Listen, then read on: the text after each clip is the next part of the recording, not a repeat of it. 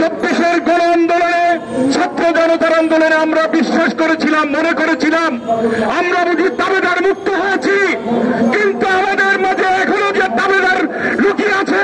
2001 সালে আজ থেকে 24 বছর আগে সেই কুড়িগ্রামের বড়াইবাড়ি সীমান্তে ভারতীয় বর্বর বাহিনী বিএসএফ বাংলাদেশে ঢুকে বাংলাদেশকে অস্থিতিশীল করার জন্য যেই অপচেষ্টা চালিয়ে গিয়েছিল, সে সময়ের বাংলার বিপ্লবী জনতা এবং সে সময়ের বাংলাদেশের বর্ডার গার্ড বিজেপি বিডিআর তখন তাদেরকে মোকাবেলা করে দীর্ঘ 6 ঘন্টার মাধ্যমে তাদেরকে পরাস্ত করেছে।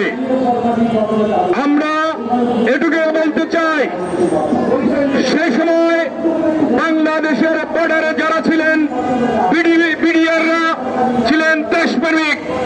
তাদের এই কারণেই যখন ভারত সেখানে পরাস্ত হয়েছে, 2008 সালে তাদের দাবিদার সরকার আসার পরে বিডিআরের যে হত্যাকাণ্ড ঘটিয়েছে তারই অংশ বিশেষ হিসেবে সেই বিডিআরে তারা হত্যাকাণ্ড চালিয়ে বিডিআরকে তারা বর্ডার গার্ড বানিয়েছেন।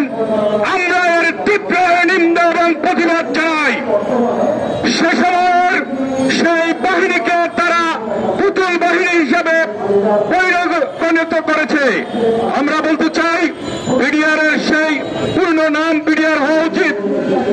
বাংলাদেশে কোন গার্ড বা দারোয়ান আমরা চাই না, সারা বাংলাদেশে বিডিআর বাহিনী হতে হবে। ভারতকে চোখের চোখ লাগিয়ে কথা বলতে হবে, দেশপ্রেমিক হিসাবে তাদেরকে পালন করতে হবে।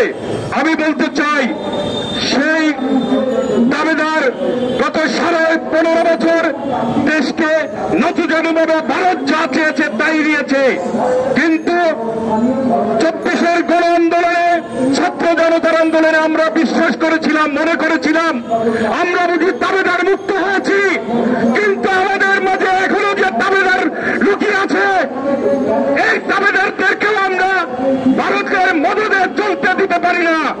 আমরা দেশের দেশপ্রেমিক জনতা থেকে নিয়ে ভারতের দাবিদার মুক্ত থেকে এই দেশকে আমরা আবারও এই বিপ্লবকে চেতনাকে উদ্বুদ্ধ হয়ে আমরা আমাদের দেশকে ভালোবেসে দেশের স্বার্থে, জনগণের স্বার্থে কাজ করব, এই আশা রেখে আমি আমার সংক্ষিপ্ত কথা শেষ করলাম।